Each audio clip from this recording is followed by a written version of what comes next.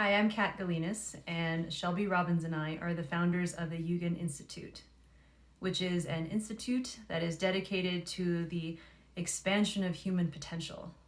So, what does that mean, right? Well, we offer a bunch of trainings and workshops on human development, uh, things interwoven into relational skills, and much more.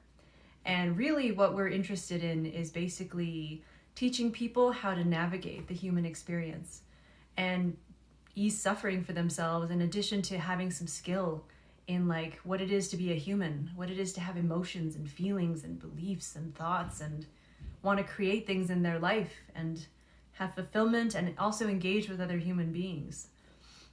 Our flagship course that I'm going to be talking about today is the 6-month online coaches training.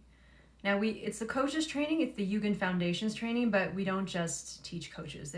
We have students who are not in coaching, but they're in other leadership or managerial positions, or they're in positions where they have to interact with human beings on a regular basis and know how to really like understand themselves and others and connect with them in meaningful ways and make a difference.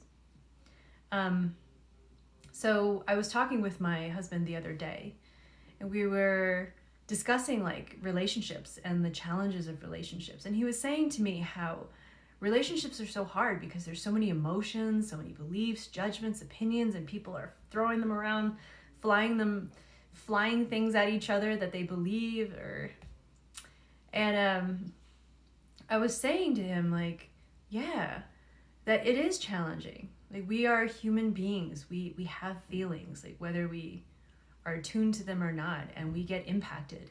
And we live in a world with other humans who also have this, and we have to find ways to connect and navigate and share reality with each other.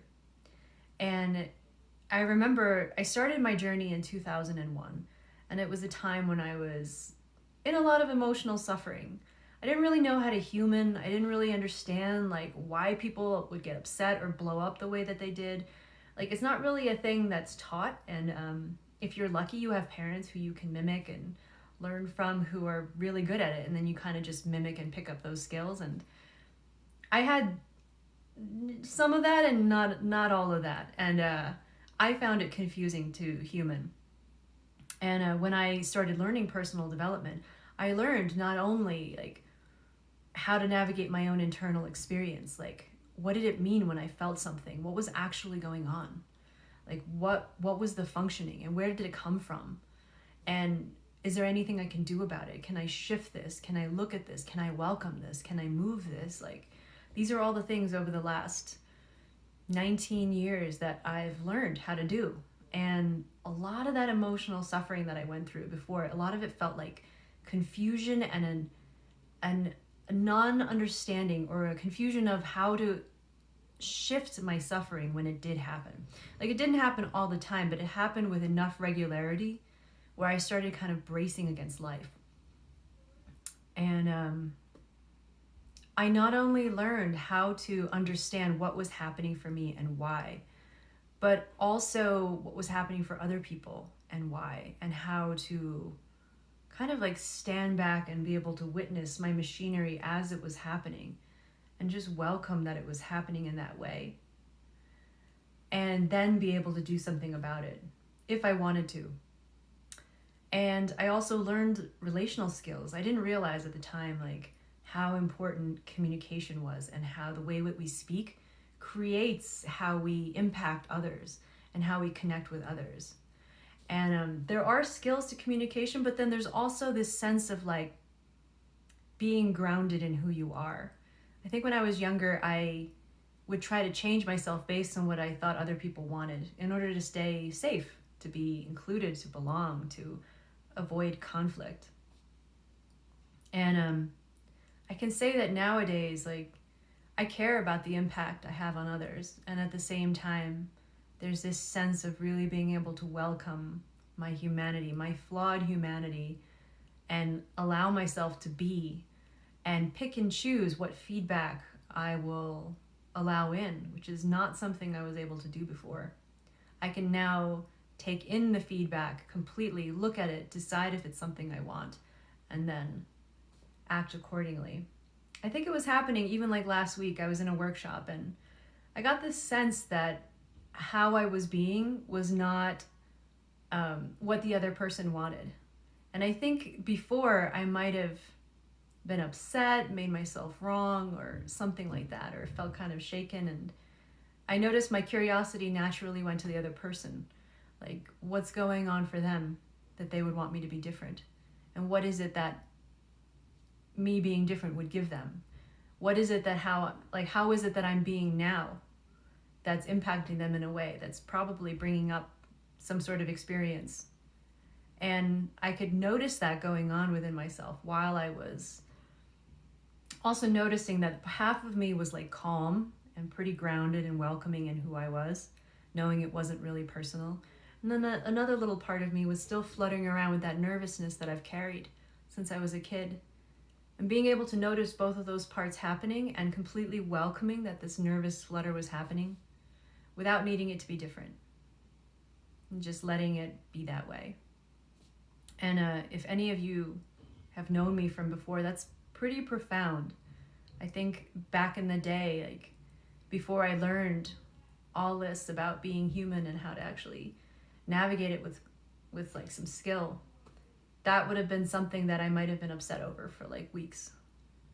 And it's gotten to this point where I can provide that kind of solid, welcoming space for others, even if they're not welcoming me. And I think that has been a big thing in me, being able to provide something like a clean, like welcoming space for others to have their experience without me needing to like change it or shift it or get offended or defensive. And I think it's a gift that we can give to people.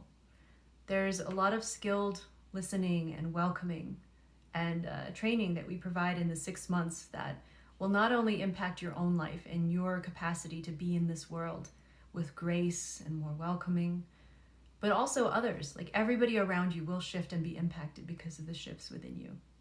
And I know for me, like easing suffering and shedding some light on the confusion of being a human was just amazing for me. And that's what I want to provide for other people.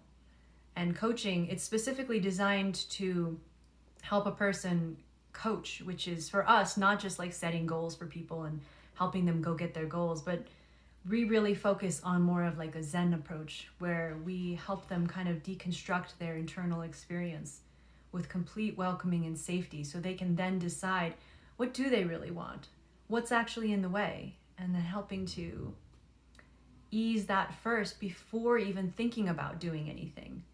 And if somebody is more interested in going out and doing things, I guess I would say like, well, why is that? Like, why is that you want to go out and do? And we take an approach of like looking at what's at the source of things before we do anything. And as a byproduct, usually, ironically, they end up doing more of what they want, but it's more in alignment with who they are and with a lot more ease. So that is what Shelby and I are teaching in this program, and my personal mission is to ease suffering not only for ourselves but others. And it's my jam, it's why I'm here. And it's just, if I can provide any sort of easing and some light, then I've done my job. So thank you for listening, and if this is something that interests you, you can schedule a free consultation to talk.